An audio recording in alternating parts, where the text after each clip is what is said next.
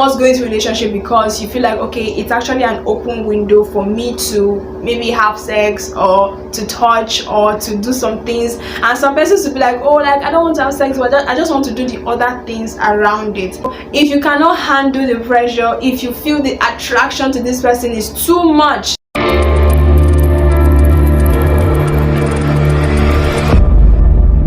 hey guys, welcome back to another video. My name is Gloria and I speak about faith, relationship and lifestyle. Thank you so much for tuning in, and if today is your first time watching me, I love you. Thank you so much. Thank you.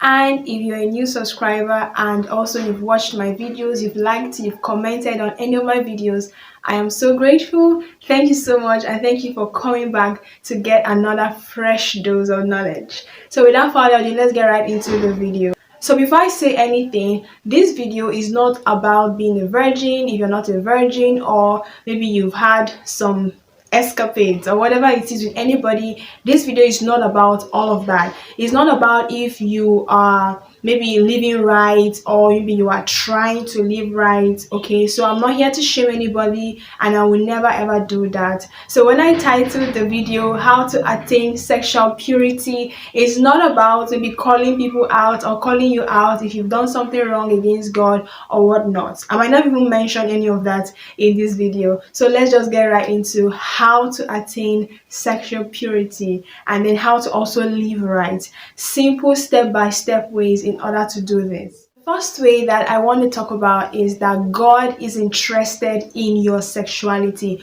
God is interested about everything, anything, everything about your life. God wants to be not just a part of it. Okay, He wants you to really hand over this part of your life to Him, and then He can help you to control them. Okay, you know, I saw a comment under my first video and somebody was saying something like, oh, why should we pray to the God that put the sexual urges in us in the first place? Like He put it there for us to enjoy ourselves, for us to do whatever we want to do. And I want to say that, listen, God did not say you should not enjoy yourself. God did not put it in there for you to suffer, for you to say, oh, I don't want you to enjoy your sex life and all of that. No, He only gave a condition when you should enjoy it. All right, I know it's easier said than done, but trust me, there is grace for you and it's very, very easy. So I want us to come to the point where we are very free to actually open up our sex life to God.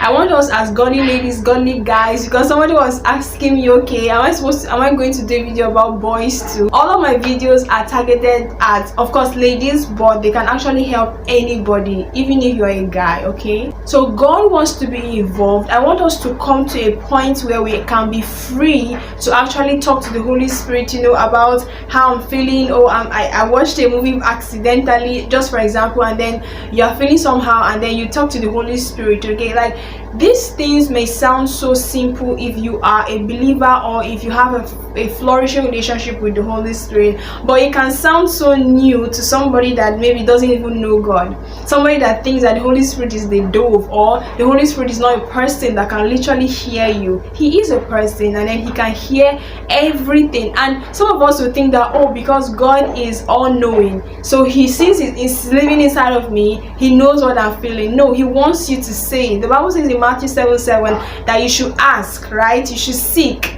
and then you knock, and the door will be opened up to you, right? And God is asking you, telling you to actually tell Him, communicate with Him, because when you start to speak, healing starts to happen. Number two thing also I want you to know is that you have to understand the meaning of sexual purity. Some persons are physical virgins, but they are not mental virgins. I'm going to talk about this in my next point. Let's just stick to what sexual purity means. Sexual purity, to my own definition, very simple, okay, is a state of mind where you allow God to be in charge of your sexuality, and then He can help you. When you allow Him to be in charge, you hand it over to Him, right?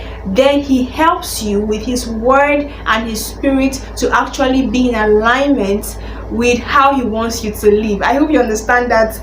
Like this definition is just coming from my mind, like I didn't write it down or anything. Like, so I want you to know that you have to hand it over to him. I want to be pure, I want to live right, and then he will in turn help you. And the third point that I actually talked about just a little bit in my second point is that it starts from your mental diet. Being sexually pure, right, and then living in a way that God wants you to live sexually, it starts from your mind. Everything starts from your mind. If God wants to perform a miracle in your life, sometimes he just gives you a picture of it in your head.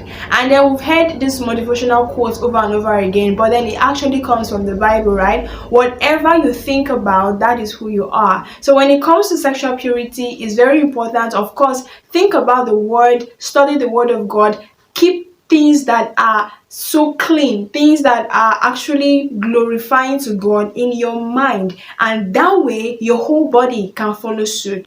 Now I made a statement. I said some persons can actually be physically virgins, but they are not mental virgins, which means probably you've not allowed any man to touch you physically, but you have just scattered your mind, messed your mind up with a lot of things online. And I saw a comment also, and it's very true. Like, there are so many things on the internet right now, so many things. Like, maybe you want to download a movie, or you want to download a movie, and then before the movie pops up, like, you are seeing something, you are seeing a naked lady, or you are seeing a picture of body parts that you don't actually want to see them. So the devil is working overtime 24/7 to make sure that every part of our lives is being you are just being littered. They are being littered with things that are not glorifying to God. So you need to also work overtime. Brings me to the next point. You have to be extremely, mark my word, extremely discipline with yourself. Okay, you have to be self-disciplined when it comes to glorifying God. When it comes to being pure, it comes from your mind. I've said it already, but you have to take steps in order for you to be disciplined. Discipline with your phone, discipline with your legs where you go to, discipline with your words, discipline with your eyes, your ears, everything. Like, now is a time where you need to guard all your hearts, guard your mind, guard your house, guard everything about yourself, because this time and age is so crucial, it's so dangerous. The enemy is working so hard than before, and it looks like he's winning, but guess what? He's not winning. He's not winning because we are actually coming up, and then the grace of God is available for me and for you too. So you have to be disciplined. All of these things I'm saying, nobody is going to come and do it for you. Nobody is going to come and check your phone for you. You have to be disciplined. Like, you have to live like there's literally somebody in your house, the Holy Spirit, watching over you and then helping you to actually like monitor your phone, monitor the things you do. If not, you are never going to attain sexual purity, literally. And some persons are even married and they are not sexually pure. What I mean by that is you can actually be defiling your marital home by the things you watch online, by the conversations you have with your friends. And then you need to keep these things sacred. God made sex, your body parts, your life to be sacred, and you need to take it very seriously. And then number 5 point I want you, this is actually a step also that is not for everybody. Okay, some persons may not have the grace to do this, but if you can do it, it is beautiful. If you can go off social media for a few, just even if a month, even if it's 2 weeks. I went for 1 full year, and listen, when I came back, like, my mind was just totally cleansed. Like, the things that I thought were so important were not important anymore. The messages that I thought, oh, if I don't check this message today, I'm going to die. Literally, maybe my oxygen is just going to cease. They were not even as important as I thought they were. So, like, if you go off social media, and then do not just go off social media and maybe binge watch movies throughout the whole 2 weeks that you are off. No, you can go off social media just to be cleansed. You know, the word of God said, Jesus said it, that you are cleansed by the word that has spoken to you, right? So you need to be cleansed. So you can go off social media for 2 weeks and then you pick up your Bible. You just want to know this God for yourself. Sometimes you can just read a book, a spiritual book, right? It mustn't be the Bible. You can read a book, it can cleanse your mind. Do you know, just staying off your phone for a day, 2 days, 3 days, especially staying off social media, especially checking your phone and cleansing some pictures, some videos that you have saved in your phone, like it is a process of sexual purity you are carrying out. You don't understand. It's going to literally help you. Like when you cleanse your mind and then your heart from things that are not glorifying God, right? Listen, it helps you to see clearer. It helps you to see other areas of your life where you need to improve. You know, things are not blocking your eyes. Like you are, I feel like if you're watching me, I feel like you should just try it out. If you've not done it before, if you've done it before, let's know in the comment section how it went for you when you came back on it. Like if you go off social media for 1 week, for 2 weeks, for a month, just to have a retreat with God, just to be pure. If you think that you've taken so much information in, you don't know yourself anymore, you don't understand the things that you are saying anymore, sometimes you can just be confused. You want to pray and so many things are clouding your mind. Go off, and then when you come back, you're going to know what I'm talking about. Now the 6th point I want to talk about is our vulnerability with God. So you have to be sincere with God. Like if you are struggling in any kind of way, it doesn't have to be sexually or maybe immorality, it doesn't even have to be on any of that.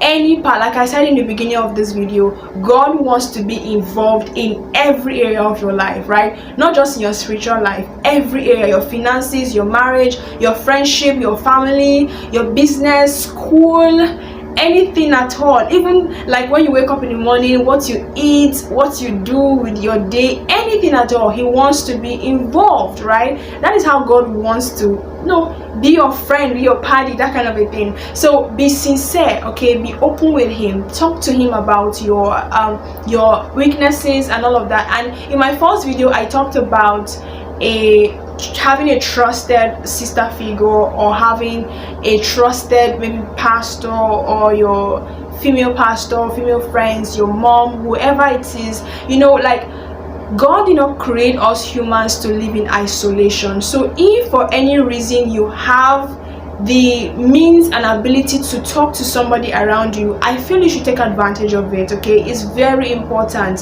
Whenever you pour things out of your heart to somebody that is trusted, mark my word, trusted, whenever you pour your heart to somebody, like you feel liberated, you feel like something is off. You know, there's a weight that just drops off your shoulder.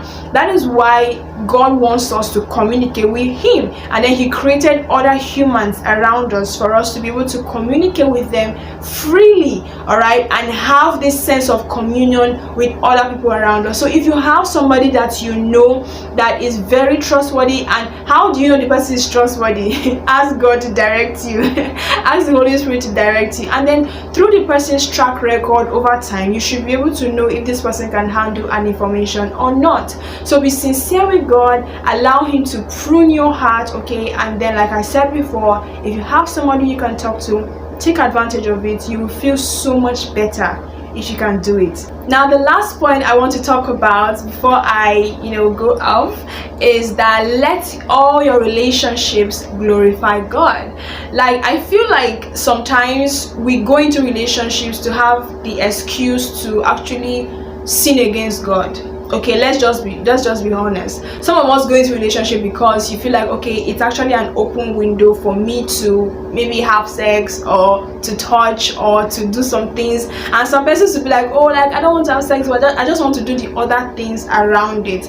You are tempting the devil, and you're tempting yourself, right? So if you cannot handle the pressure, if you feel the attraction to this person is too much, get married, but then do not rush into it. Marry right, okay? But then I feel like if you cannot handle yourself, like so many people have been commenting under my first video, it's very important. If you cannot, and then you have a serious relationship with somebody going on, and you know that this person, you have studied this person, you have dated for a while, you've undergone counseling, all of these things, there's nothing stopping you from getting married. actually do it. It's going to help you a lot. So like I said also in the beginning of this video is not about if you've done something in the past or you are not a virgin, you're not a virgin. It's not all about that. It's about just being right with God. It's about just loving God with all of your heart. And I want you to know that there's grace for you and for me too. There's grace for us, and I love you so much. I'm here with you. Thank you so much for watching this video. If you watched to the end, I love you. Thank you. If you're a new subscriber, I am so grateful to you. And please, if you've not subscribed yet to my channel, please subscribe to my channel. Like this video, is going to help to push it to people that need the video. So thank you so much once again for watching. I love you, and I'm going to see you in my next video. Bye.